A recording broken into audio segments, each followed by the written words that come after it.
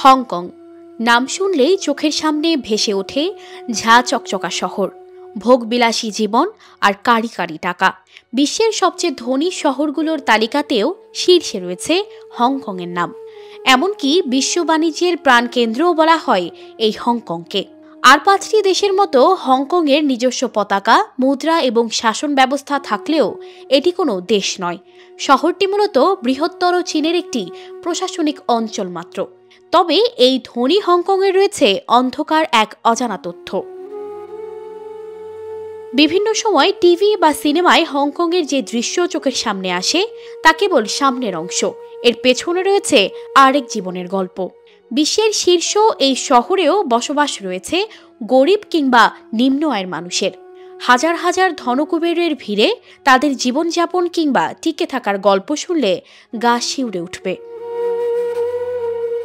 ধনীদের জন্য বিলাসী অ্যাপার্টমেন্ট কিংবা ভিলা থাকলেও গরিবদের বসবাসের জন্য বানানো হয়েছে এক ধরনের খাঁচা, যেখানে অনেকটা পশুর জীবন কাটান তারা।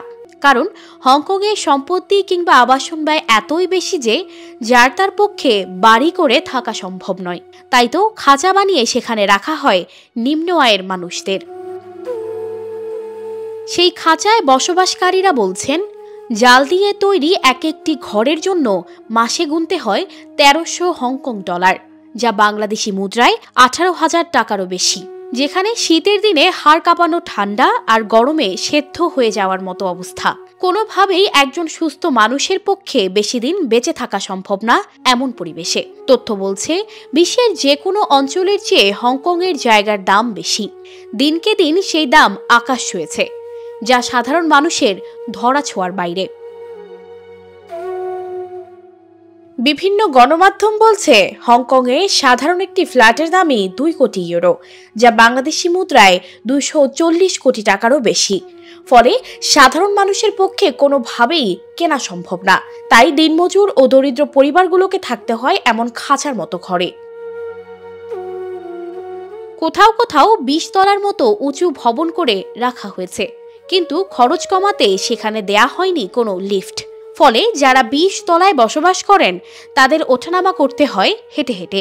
সেখানকার বাসিন্দারা আক্ষেপ করে বলেন, এখানে কতটা অমানুষের মতো জীবন পার করতে হয় তা কখনো টের পাবে না রাস্তা দিয়ে যাওয়া কোনো মানুষ। অবশ্য আবেদনের মাধ্যমে সরকারি আবাসনের থাকার সুযোগ পান অনেকে।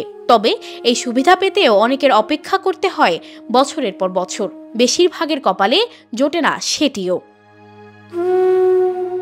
সানজিদা রহমান, প্রবাস খবর।